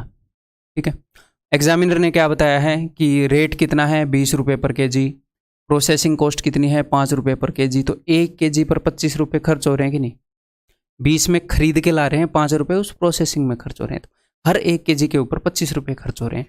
तो 5 kg मूंगफली लाए थे तो इनके ऊपर कितने रुपए खर्च हो गए होंगे, इसके ऊपर खर्च हो गए होंगे टोटल 125 रुपये। ये कॉस्ट प्राइस है, मैंने मूंगफली 5 kg मान ली, ठीक, ताकि 1 और 4 टूट सके। अब ये क्या बोल रहे हैं, ये बोल रहे हैं कि हमें टोटल 20% प्रॉफिट चाहिए, तो 20% प्रॉफिट चाहिए तो भैया ये तो कॉस्ट प्राइस है, तो 20% प्रॉफिट चाहिए तो आपको सेलिंग प्राइस कितना चाहिए, 20% ज़्यादा चाहिए, 150 रुपये कमाना चाह रहे हो आप कुल मिलाकर। तो देखते हैं क्या होएगा, इसका रेट बता के इसका पूछ लेगा, इसका रेट बता के इसका पूछ लेगा। आपको टोटल रुपए कमाने हैं जी 150, बस इतना ध्यान रखो। अब ये क्या बोल रहे हैं कि जो कैटल फील्ड है ये एक्सट्रैक्ट है, ये बेचा जा रहा है 12.5 रुपीज़ पर केजी में, तो यहाँ से कितने रुपए कमा लोगे? 50 रुपये कमा लोगे। 12.5 इंटू 4 50 रुपये टोटल कमाने हैं 150, तो 150 माइनस 50, यहाँ से 100 रुपये कमाने हैं, तो 100 रुपये कितने किलो को बेचकर? 1 किलो को बेचकर, तो रेट क्या हो गया? 100 रुपये पर केजी के हिसाब से बेचना पड़ेगा। ठीक है, हो सकता है कल को वो ये बोल दे कि भैया 40% ऑयल निकल रहा है, तो 2:3 रेशियो हो जाए, 2:3, तो आपको देखना है 1 केजी का कितना। 100 रुपये अगर 2 केजी का है तो 1 केजी 50 रुपये। ठीक है, ये बताओ। बहुत ही सिंपल क्वेश्चन है, कन्वेंशनल वे से जाएंगे। यहाँ पर हमारे सामने क्या है, पढ़ो एक बार। If the cost of pins reduced by ₹4 per dozen. इस तरह के क्वेश्चन टाइम एंड डिस्टेंस में खूब आते हैं, इस नेचर के क्वेश्चन वहाँ पर डिटेल में करेंगे, यहाँ पर एक ही क्वेश्चन करूँगा मैं। ठीक है, तो यहाँ पर पिन्स के ऊपर टोटल कितने रुपए खर्चे जाएंगे या पिन्स की टोटल कॉस्ट क्या पड़ेगी, ये डिपेंड करता है भैया पिन्स का प्राइस क्या है और कितनी क्वांटिटी में आप खरीद रहे हो। एग्जामिनर जनरली क्या बताता है कि प्राइस 5 रुपये बढ़ गया, क्वांटिटी 3 घट गई, प्राइस 7 रुपये बढ़ गया, क्वांटिटी 2 घट गई, प्राइस 3 रुपये घट गया, क्वांटिटी 4 बढ़ गई। इनके ऊपर प्लस माइनस का डिफरेंस बताता है। ठीक है, क्लियर? तो हम क्या करते हैं, हम ये करते हैं कॉस्ट बटे में price is equal to quantity, ऐसे कंपेयर कर देते हैं। मैं बताता हूँ कैसे। उस बंदे ने वो क्या बोल रहा है कि cost of pins reduced by ₹4 per dozen, 12 more pins can be purchased for ₹48। 48 रुपये में 12 और पिन खरीदी जा सकती हैं, तो 48 रुपये में। तो अब मैं यहाँ पर क्या करूँगा, the cost of pins per dozen, मैं 2 तरीके से आपको ये करके दिखाऊंगा। 48 रुपये में कितनी पिन खरीद रहे हो, मुझे एक बात बताओ। अब ये बोल रहा है कि 12 पिन मैं ज़्यादा खरीद पा रहा हूँ। 12 पिन का क्या मतलब है, रेट किस चीज़ में है, रेट है पर डजन में, तो 12 पिन का मतलब है भाई साहब 1 डजन, 1 डजन। तो अब ये क्या कर रहा है, ज़्यादा खरीद पा रहा है क्या? 12 मोर पिन्स, 1 पिन ज़्यादा खरीद पा रहा है, 1 डजन पिन। तो मान लो ये पहले X डजन पिन खरीदता था, तो आज ये X + 1 डजन पिन खरीद पा रहा है, 1 दर्जन ज़्यादा खरीद पा रहा है। 48 रुपये में X डजन खरीदता था, तो ये क्या आ गया, ये 1 डजन का प्राइस आ गया। 48 रुपये में X डजन, ठीक है, 1 डजन का प्राइस। आज 48 रुपये में X + 1, ये 1 डजन का प्राइस। तो ये 1 डजन के, ये इनके प्राइस का डिफरेंस है। और यहाँ पर ये क्या बता रहे हैं कि ₹4 डजन, ₹4 पर डजन का डिफरेंस आया है, तो ये आ गया। देखो 48 ये क्या है, टोटल कॉस्ट बटे में क्या है, कॉस्ट के नीचे मैंने क्वांटिटी कर दी, तो क्या आ जाएगा, तो प्राइस आ जाएगा। प्राइस पहले वाला अब वाला 4 का फर्क। या फिर आप क्या कर सकते हो, इसके नीचे प्राइस को पटक दो, फिर मैं दूसरे तरीके से निकलाऊंगा, यहीं पर बता देता हूँ। इसके नीचे प्राइस को पटक दो तो क्वांटिटी का डिफरेंस आ जाएगा। कॉस्ट बटे प्राइस, कॉस्ट बटे प्राइस, क्वांटिटी का डिफरेंस। 1 डजन यहाँ पर 1 लिखा हुआ आ जाएगा। ठीक है जी, क्योंकि इस तरह के क्वेश्चन को मैं टाइम एंड डिस्टेंस में बहुत ही डिटेल में डिस्कस करूँगा। इसको सॉल्व कर लो, 48 को कॉमन लो, उधर नीचे रख दो, 4/48। ठीक है, X + 1 इधर जाएगा, X इधर जाएगा, 1 बटे में X × X + 1। 4 से इसको काटोगे 12, 12 को ऐसे 2 टुकड़ों में तोड़ो जिनके बीच में 1 का फर्क है, तो आप बोलोगे सर 3 × 4, तो ये भाई साहब 3 है और ये भाई साहब है 4। पहले 3 दर्जन पिन खरीद रहे थे, आज 4 दर्जन पिन खरीद रहे हैं। ये बोल क्या रहा है, the cost of pins per dozen after reduction, reduction के बाद पिन्स की कॉस्ट कितनी होगी। तो आज अगर आप 4 डजन खरीद रहे हो 48 रुपये में 4 डजन, तो बताओ कॉस्ट कितनी होगी, 12 रुपीज़ पर डजन। ठीक है, हाँ, अब आप बोलोगे सर ऑप्शन से भी कर सकते हैं इसको, तो डेफिनेटली कर सकते हैं, वो तो आप कर ही लोगे, फिर मेरी ज़रूरत थोड़ी होती, ऑप्शन से कर लो। ठीक है, बताऊँ ऑप्शन से कि हमने मान ली कि भाई रिडक्शन के बाद, इन्होंने क्या पूछा है कि रिडक्शन के बाद प्राइस कितना है। रिडक्शन के बाद अगर 8 रुपये प्राइस है तो पहले कितना होगा, 4 रुपये पर डजन घटा है ना, तो पहले 12 होएगा। तो बस इनके बीच में 1 दर्जन पिन का फर्क आना चाहिए, 12 पिन ज़्यादा खरीदने के एबल होना चाहिए बंदा, 1 दर्जन ज़्यादा। 48 को 12 से डिवाइड करूंगा तो 4 दर्जन पिन खरीद रहा है, 8 से 48 6 दर्जन, यहाँ पर तो 2 दर्जन ज़्यादा खरीद रहा है, तो खल्लास। ऐसे ही अगला चेक, अगला चेक, अगला चेक। ठीक है, ठीक है जी। ये तो 2019 कैट के पेपर का क्वेश्चन है। वो कैट का नाम ले दिया तो यहाँ सोचना मुश्किल है, आसान क्वेश्चन है। करो एक बार। On selling a pen at 5% loss and a book at 15% gain, cream gains ₹7। Cream को 7 रुपये का फ़ायदा होता है, तो पेन के ऊपर उसको लॉस हुआ 5% का। तो मान लो पेन का कॉस्ट प्राइस P है, बुक का कॉस्ट प्राइस B है, तो पेन के ऊपर कितने का लॉस हुआ? 5% ऑफ P। और बुक के ऊपर कितने का फ़ायदा हुआ? 15% ऑफ B, जो भी बुक का प्राइस है। और ये ओवरऑल कितने के बराबर है? 7 रुपये के। If he sells the pen at 5% gain, अगर वो पेन को 5% गेन पर बेच दे, and the book at 10% gain, और बुक को 10% गेन पर बेच दे, तो यहाँ पर गेन ऑफ 5% ऑफ P, यहाँ पर 10% ऑफ B, तो उसे कितने रुपए का फ़ायदा होएगा? तो उसे 13 रुपये का फ़ायदा होएगा। अब इन्होंने क्या पूछा? अब इन्होंने पूछा what is the cost price of the book, तो बुक का कॉस्ट प्राइस क्या है? तो देखो, अगर हमें बुक का कॉस्ट प्राइस निकालना है तो हमें P को एलिमिनेट करना पड़ेगा। यहाँ पर एग्जामिनर ने जानबूझकर ऐसा दिया है कि जब आप इनको ऐड करोगे तो P एलिमिनेट हो जाएगा। अब आप बोलोगे सर अगर जानबूझकर ऐसा ना दिया हो तो कोई दिक्कत नहीं है, लीनियर इक्वेशन सोल्व करनी आती है, स्कूल में सीखी है। अगर जानबूझकर उसने सेम नहीं दिया तो हम किसी भी एक का मतलब मल्टीप्लाई करेंगे, हम मल्टीप्लाई करते हैं, जिसको भी हमने हटाना उसका स्टार्टिंग का कोफिशिएंट सेम करेंगे, या तो घटा देंगे या जोड़ देंगे अकॉर्डिंग टू क्वेश्चन है। ये चीज़ें इक्वेशंस में आपको समझाऊंगा। फिर तो इन दोनों को जोड़ेंगे तो यहाँ पर क्या आ जाएगा? 0, यहाँ पर क्या आ जाएगा? 25%। 25% of price of book is equal to 20 rupees. अगर बुक के प्राइस का 25% 20 रुपीज़ है तो 100% क्या हो जाएगा? इसका 4 गुना 100, इसका 4 गुना 80। ठीक है, बुक का प्राइस इस 80। तो ये 2-3 तरह के यहाँ पर क्वेश्चन आते हैं, वो मैं आपको करवा दूंगा। ये MTS में पूछा गया था क्वेश्चन। इस क्वेश्चन के माध्यम से आपको शिफ्टिंग मेथड बता दूंगा मैं। ठीक है, कभी कभी क्या होता है इक्वेशन से सोल्व करना मुश्किल हो जाता है, तो शिफ्टिंग मेथड होता है, वो मैं आपको बता दूंगा। A man sold a radio and a TV set together for this much rupees. इतने रुपए में उसने रेडियो और टीवी बेच दिए। Thereby making a profit of 25% on the radio and 10% on the TV set. तो इतने रुपए में उसने बेचे हैं, उसको इतने रुपए का फायदा नहीं हुआ, इतने रुपए में बेचे हैं। ये क्या है? ये सेलिंग प्राइस है भाई साहब। ठीक है, उसने रेडियो के ऊपर, रेडियो का रेट मैंने मान लिया R, टीवी का रेट मैंने मान लिया T। ठीक है, रेडियो जब उसने बेचा तो उसने टोटल कितने रुपए लिए? उसने 25% फायदा लिया, तो उसकी जेब में रुपए आए 125% ऑफ R।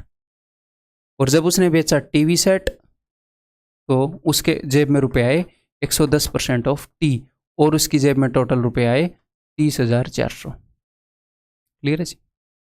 अब ये क्या बोल रहे हैं? By selling them together for 30,700 he would have made 10% profit on radio. अगर वो रेडियो पर 10% का प्रॉफिट करता और टीवी पर 25% का प्रॉफिट करता, ठीक है जी, तो वो 30,700 में बेच रहा होता उनको। ठीक है जी, the cost price of the radio is, तो रेडियो का कॉस्ट प्राइस क्या होगा? ठीक है, तो सोचो जरा इसको हम कैसे करेंगे। तो देखो, सबसे पहले तो आप क्या कर सकते हो, इनको 5 से काट सकते हो। यहाँ पर काटो, यहाँ पर, यहाँ पर, यहाँ पर, यहाँ पर, यहाँ पर। तो यहाँ पर क्या आ जाएगा? 5 से काटने के बाद 25। यहाँ पर क्या आ जाएगा जी? 22। यहाँ पर क्या आ जाएगा? 22। यहाँ पर क्या आ जाएगा? 25। वहाँ पर भी कुछ ना कुछ आ ही जाए। तो अब हमें क्या चाहिए? अब हमें चाहिए रेडियो का कॉस्ट प्राइस। अगर रेडियो का कॉस्ट प्राइस चाहिए तो मुझे टीवी को एलिमिनेट करना पड़ेगा। ऊपर वाले को मैं 25 गुणा करूँगा, नीचे वाले को मैं 22 गुणा करूँगा, ऐसे मैं कर रहा हूँ। तो उससे क्या होगा? उससे क्वेश्चन कॉम्प्लिकेट होएगा। ऊपर वाले को 25 गुणा करूँगा, इसको 22 गुणा करूँगा, फिर मैं घटा दूंगा एक में से दूसरे को, अपना काम तो चल जाएगा, लेकिन कैलकुलेटिव हो जाएगा क्वेश्चन। इक्वेशन से हम कर सकते हैं। तो कभी कभी क्या होता है, जब इक्वेशन की वैल्यूज़ ऐसी हों जिससे क्वेश्चन कैलकुलेटिव हो रहा हो, तो वहाँ पर हम शिफ्टिंग मेथड यूज़ कर सकते हैं। शिफ्टिंग मेथड क्या है? जस्ट मैं ये देखूंगा कि यहाँ से यहाँ पर शिफ्ट होने में या यहाँ से यहाँ पर शिफ्ट होने में कितने का डिफरेंस आया, सिर्फ उस डिफरेंस को हम यूज़ कर लेंगे सोल्व करने के लिए। कैसे? बहुत ही ईजी है, कोई मुश्किल काम नहीं है। ठीक है, सिर्फ आपने ये ध्यान रखना है कहाँ से कहाँ पर शिफ्ट होंगे उसके लिए, कि आपको निकालना क्या है? आपको निकालना है रेडियो का कॉस्ट प्राइस। आपके दिमाग में ये होना चाहिए कि मैं जस्ट जो टीवी है उसको ख़त्म करूँगा। तो टीवी कब ख़त्म होएगा? नीचे से ऊपर जाते हुए कम हो रहा है या ऊपर से नीचे आते हुए कम हो रहा है? तो नीचे से ऊपर जाते हुए कम हो रहा है, तो मैं देखूंगा कि ये 110% है, मैं इसको खत्म करना चाह रहा हूँ। तो नीचे से जब ऊपर गए तो कितना खत्म हुआ, 15% खत्म हुआ है ना, 125 से 110। तो जब हम नीचे से ऊपर जाते हैं तो हम तीनों जगह चेंज देखेंगे, ठीक है। यहाँ पर क्या चेंज आया, प्लस 15%। तो ये चेंज सेम होना जरूरी नहीं है, ये टेंशन मत लेना, ठीक है। यहाँ पर कितने का चेंज आया, यहाँ पर आया जी -300 का। तो अब मैं सिर्फ ये देखूंगा कि एक स्टेप है, ये एक स्टेप कि मुझे स्टेप कितनी लेनी है। यहाँ पर अगर -15 आता है तो यहाँ पर +15 आता है, यहाँ पर -300 आता है। इसका कितने गुना है ये, इसका 20 गुना है जी, 15 दूनी 30, 20 गुना। तो मुझे और कितनी ऊपर जाना है, वहां पर जगह तो है नहीं लिखने की, कोई नहीं, क्या ही करें अब। ये देखो आजकल जगह की किल्लत चली रही है, प्रॉपर्टी महंगी हो रही है, ठीक है। तो 15%, तो यहाँ पर मुझे 110% कम करने हैं, ठीक है। तो यहाँ पर मैं क्या करूँगा, 110 अगर करने हैं, 15 का मल्टीपल तो है नहीं, 5 से काट लेते हैं, और क्या ही है ना। या फिर इसका 110 करेंगे तो इसका 20 गुना, इसका 20 गुना कर लेते हैं, ऐसे कर लेते हैं, ठीक है। देखो एक तरीका तो ये है, मेरी बात को सुनिएगा, इसको मैं 5 से काट लूँ, 5 से काटूंगा तो भी बात बन सकता है, 5 × 15, 5 × 15 और 5 से इसको काट लूँ या 15 से काट लूँ, है। 15 से मैं अगर काटूंगा तो +1%, फिर 15 से काटूंगा -1%, फिर 15 से काटूंगा -20।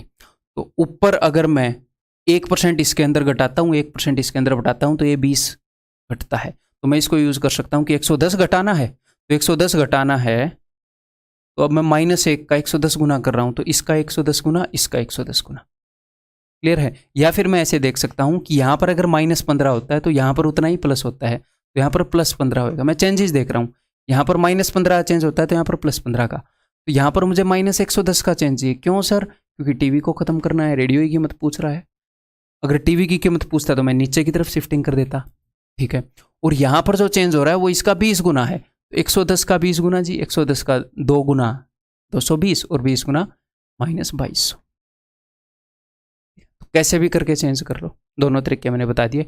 इनको काट के फिर देख लो कितने गुना है, या डायरेक्टली यहाँ से अगर आप अंदाज़ा लगा पा रहे हो क्वेश्चन के अकॉर्डिंग तो यहाँ पर लगा लो, क्वेश्चन पर डिपेंड करता है, ठीक है। अब देखना अगले स्टेप के बाद उत्तर आ जाएगा। तो ये 110% घटेगा, यहाँ पर तो ख़त्म ही हो जाएगा, टीवी वाला आएगा नहीं। ये 15, अच्छा ये 110% घटेगा तो ये 110% बढ़ेगा ना, तो ये कितना आ जाएगा, ये हो जाएगा 235% ऑफ रेडियो, ये 0% ऑफ टीवी, तो मैंने लिखा ही नहीं, इस इक्वल टू ये 2200 घटेगा, तो ये हो जाएगा 30,000 में 2000 का 28,200, 28,200, ठीक है, क्या है ना जी हाँ। तो 235% of radio is equal to 28,200, 1% of radio is equal to 28,200 बटे 235, and 100% of the cost of radio is equal to this. ये रेडियो की कॉस्ट है भाई साहब, क्लियर है जी, ठीक है। जब इक्वेशंस बड़ी बड़ी हो तो हम ऐसे शिफ्ट कर सकते हैं। तो अब इसको मैं काटूँ, 5 ओके, 5 7 5 से गया जी 20 पर, ये 47 से कट रहा होगा 6 पर, 6 दूनी 12, 12,000 विल बी द आंसर। ये क्वेश्चन मैंने खुद नहीं बनाया घर पे, ठीक है। MTS का है, 12 अक्टूबर 2021 शिफ्ट 3 में पूछा है, ठीक है। A man sold an LED TV at 8% profit, a fridge at 15% profit. If he sold the LED TV at 15% profit and the fridge at 8% profit, he gains rupees this much less. तो दो situation को compare उसने किया है, कई बार ऐसा करता है। A man sold LED TV at 8% profit, अगर 8% पर वो टीवी को बेचे और फ्रीज को बेचे 15% पर, तो ये इसका गेन है, टीवी पर 8%, फ्रीज पर 15%। If he sold LED TV at 15%, अगर 15% पर टीवी को बेचे और 8% फ्रीज पर, तो ये क्या बोल रहे हैं, ये 350 रुपये कम कमाता है। नीचे वाले केस में 350 रुपये कम कमाता है, ऊपर वाले में से नीचे वाला घटाऊंगा तो 350 रुपये आएंगे, नीचे वाला 350 कम है, तो 15 - 8 ये क्या आ जाएगा, 7% ऑफ फ्रीज का जो भी प्राइस है उसका 7%, 8 - 15 -7% of TV is equal to 350। 7 को मैंने कॉमन ले लिया, तो ये क्या आ गया, फ्रीज का प्राइस और टीवी का प्राइस का जो डिफरेंस है उसका 7% इतना है। फ्रीज और टीवी के प्राइस के डिफरेंस का 7%, अगर उनके डिफरेंस का 7% इतना है तो 1% कितना होएगा, तो 1% होएगा 50 रुपये, और 100% कितना होगा, वो हो जाएगा 5,000 रुपये। तो फ्रिज और टीवी क्या प्राइस का डिफरेंस 5,000 रुपये कॉस्ट प्राइस का। वो क्या बोल रहे हैं कि दोनों 30,000 में खरीदे थे, तो 30,000 को भाई साहब ऐसे तोड़ दो कि 5,000 का फर्क आए, और आपको पता ही है कैसे तोड़ते हैं, क्या करो, इसमें से 5,000 निकाल लो, बचेगा क्या 25,000। 25,000 को 2 बराबर हिस्सों में बांट दो, और फिर जिसको भी 5,000 ज़्यादा देने हैं उसको दे दो। ठीक है, 17,500 और 12,500, दैट इज ऑप्शन। क्लियर है भाई? ऑप्शन दिख रहे थे? ये बताओ।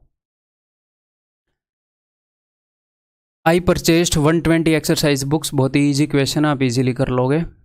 आई परचेस्ड 120 एक्सरसाइज बुक्स, बेसिक वैसे तो आप कर ही लोगे। एट द रेट ऑफ ₹3 पर के जी, रुपये पर के जी, क्या 3 रुपये में बुक कहाँ मिल रही है भाई। And sold 1/3 of them at the rate of ₹4 each. तो 1/3, इसने 120 बुक खरीदी है, इसने 1/3, उसका 1/3 क्या होता है 40 बुक्स। तो इसने जब 40 बुक्स बेची तो इसने बेची हैं 4 रुपये की, और इसने एंड में पूछा क्या है, माई प्रॉफिट परसेंट, प्रॉफिट पूछा है। तो मैं सिर्फ प्रॉफिट या लॉस में इंटरेस्टेड हूँ। इसने 3 की खरीदी है और ये 4 में बेच रहा है, तो 1 रुपये का फायदा। ये जो 40 बुक इसने बेची हैं, हर एक पर 1 रुपये का फायदा हुआ है। ठीक है, उसके बाद हाफ ऑफ देम, यानी कि 60 बुक्स जब इसने बेची तो इसने 5 रुपये में बेची, तो बताओ कितने का फायदा हुआ, 2 रुपये ज़्यादा में बेच रहा है, हर एक बुक पर 2 रुपये का फायदा। And the rest at cost price, और बाकी कॉस्ट प्राइस पर बेच दी। तो ये जितने भी बेच दी मैं उनमें इंटरेस्टेड ही नहीं हूँ, यहाँ पर 0 रुपये का ही फायदा हुआ है, तो मैं इंटरेस्टेड ही नहीं हूँ। टोटल फायदा कितने का हुआ, 40 रुपये का फायदा यहाँ पर, 120 का फायदा यहाँ पर, टोटल 160 रुपये का फायदा हुआ। अब परसेंटेज में कितना है, इसके लिए क्या चाहिए, कॉस्ट प्राइस चाहिए। कितनी बुक है 120, हर एक का रेट क्या है 3 रुपये, देख लेंगे 160 का फायदा हुआ इतने पर। ठीक है,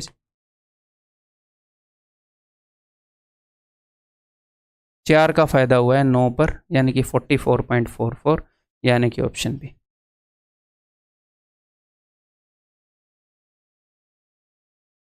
ये क्वेश्चन मैं शायद आपको परसेंटेज के अंदर पहले करा चुका हूँ, एग्जैक्टली ये क्वेश्चन करवा चुका हूँ। अगर एग्जैक्टली ये नहीं भी करवाया, ये खरीद नहीं आएगा, खरीद आएगा। अगर एग्जैक्टली ये क्वेश्चन नहीं भी करवाया तो कोई दिक्कत नहीं, आप कर सकते हो, ऐसे क्वेश्चन में परसेंटेज में करवा चुका हूँ। मैं आपको क्या बता चुका हूँ कि भैया फ्रेश ग्रेप्स और ड्राई ग्रेप्स, फ्रेश और ड्राई जहाँ पर भी पानी उड़ता है, नमक का घोल हो, चीनी का घोल हो, फल में से पानी उड़ रहा हो, तो कोई दिक्कत नहीं है, सूखने से पहले और सूखने के बाद, उड़ने से पहले और उड़ने के बाद, ये जो 2 सिचुएशन होती हैं, इनके अंदर एक तो चीज़ होती है जो कांस्टेंट होती है। ठीक है, अगर किसी नमक का घोल हो तो नमक कांस्टेंट होता है, नमक उड़ता नहीं। चीनी का घोल हो तो चीनी कांस्टेंट है, चीनी उड़ती नहीं। और अगर फल की बात हो तो उसका पल्प कांस्टेंट है। तो जो भी चीज़ कांस्टेंट है उसका परसेंटेज, और नेट वेट और पूरा वेट, इन दोनों का रेशियो एक दूसरे का उल्टा होता है। क्यों होता है, परसेंटेज में बता चुका मिसलेनियस। ठीक है, अब वो या तो इसकी जानकारी देगा या इसकी जानकारी देगा, उससे हमें दूसरा पता चल जाएगा जिसके बारे में वो कुछ पूछ रहा होगा। यही होता है इनमें। फ्रेश ग्रेप्स कंटेन 18% वाटर, लेकिन मैं वाटर में इंटरेस्टेड नहीं हूँ, मैं पल्प में इंटरेस्टेड हूँ। अगर वाटर 80% है तो पल्प 20% होएगा भाई साहब। And dried grapes contain 25% water, 25% water है इसमें, मैं पल्प में इंटरेस्टेड हूँ, तो पल्प 75% होएगा। यहाँ पर रेशियो क्या है, अगर मैं 5 से काटूँ तो 5 चौके 20, 5 से 15, इसका रेशियो होएगा उल्टा। अगर ये 15 किलो था फ्रेश तो सूख कर 4 किलो हो गया। ठीक है, ये इनके वेट का रेशियो है। अब ये क्या बोल रहे हैं, ये बोल रहे हैं कि भैया फ्रेश ग्रेप्स 30 रुपये के हिसाब से खरीद रहा है और सूखा के 150 रुपये के हिसाब से बेच रहा है, फ़ायदा बताओ। तो इसके लिए मुझे क्या चाहिए, मुझे तो SP/CP चाहिए, तो अभी निकाल देता हूँ। देखो, तो सेलिंग प्राइस, ड्राई बेच रहा है, मान लो 15 किलो लाया था फ्रेश, 4 किलो रह गए बस, तो 4 किलो बचे हैं। रेट क्या है, रेट है 150, 4 किलो चीज़ है 150 के रेट पर। लाया था 15 किलो, रेट क्या था, रेट था 30, शायद 30। तो देख लो, 30 से मारूंगा 5 पर, 5 से मारूंगा 3 पर, तो आ गया 4/3, तो 1 का फायदा 3 पर, 33.33, दैट इज ऑप्शन है। Clear, easy. ये बताओ, लास्ट क्वेश्चन है इस वीडियो का, फिर इसके बाद अगली video. Ramesh bought 10 cycles for ₹500 each, he spend 200 on the repair of all the cycle. तो देखो इसको एक तो बिल्कुल बेसिक वे से कर सकते हैं, आप उसको खुद करेंगे कि भैया आप टोटल कॉस्ट प्राइस निकाल लो और आप टोटल सेलिंग प्राइस निकाल लो और आप बता दोगे कितने % फ़ायदा है नुकसान है। मैं उस वे से नहीं बताऊंगा।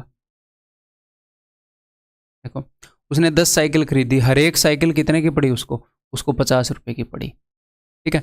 और यहाँ पर क्या है, 10 साइकिल खरीदी, उसने 2000 रुपये खर्च दिए, तो इसको अगर मैं 10 से डिवाइड करूँ तो यहाँ पर आएंगे 200 रुपये। तो हर एक साइकिल के ऊपर उसने पर साइकिल 200 रुपये। अगर ये सर ये 10 से डिवाइड नहीं हो रहा होता तो कोई नहीं, फिर टोटल वाले हिसाब से कर लेते। ये अभी हो रहा है ना, तो ईजी हो रहा है क्वेश्चन, ठीक है। तो हर एक साइकिल के ऊपर 200 रुपये, तो 500 की उसने खरीदी थी, हर एक के ऊपर 200 खर्च हो गए, तो हर एक साइकिल का जो कॉस्ट प्राइस है वो 700 रुपये पड़ा है। 700 पर साइकिल उसको पड़ी है। अब वो कर क्या रहा है, ही sold 5 of them at ₹750 each. 5 उसने 750 में बेच दी, 700 में खरीद के 750 में बेच रहा है, तो 50 रुपये का फायदा। कितनी साइकिल बेची, 5, ठीक है जी। और बाकी की उसने 550 में बेच दी, खरीदी है 700 में, बेच रहा है 550 में, 150 का नुकसान ले रहा है। 150 का नुकसान कितने साइकिल पर, 5 पर। तो अब ये देख लेते हैं ओवरऑल फायदा आएगा या नुकसान। यहाँ पर क्या हुआ जी, या फिर आप 5 को कॉमन ले लो, 5 मैंने कॉमन ले लिया, 5 × -100 तो -500, 500 का लॉस हो गया उसको। अब यहाँ पर आपको देखना ही पड़ेगा कॉस्ट प्राइस क्या है, तो कॉस्ट प्राइस तो 7000 था। 500 ईच में 10 साइकिल खरीदी, या फिर हर एक साइकिल 700 की पड़ी थी, तो टोटल 10 साइकिल थी, 7000। तो 7000 पर उसको 500 का नुकसान हुआ। दिस इज द आंसर, ठीक है। क्लियर है, इजी क्वेश्चन है। 3 0 से 3 0 गई, तो इसके बाद आ गया 7 1/7%, लॉस ऑफ 7/7%।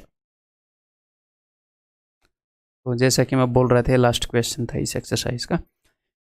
इसके बाद कंसेप्ट लेक्चर 7 करेंगे, उसमें जो बचे खुचे मिसलेनियस क्वेश्चन है, मिसलेनियस क्वेश्चन ही ऐसे चलेंगे, ऐसे 24-25 क्वेश्चन होंगे, वो हम करेंगे। फिर हमारा जो प्रॉफिट एंड लॉस जो पार्ट है वो पूरा हो जाएगा। फिर हम डिस्काउंट की तरफ चलेंगे, डिस्काउंट के कुछ वीडियोस होंगे, उसके बाद हम QRP करेंगे, प्रॉफिट लॉस एंड डिस्काउंट के इकट्ठे, ठीक है। लगे रहो।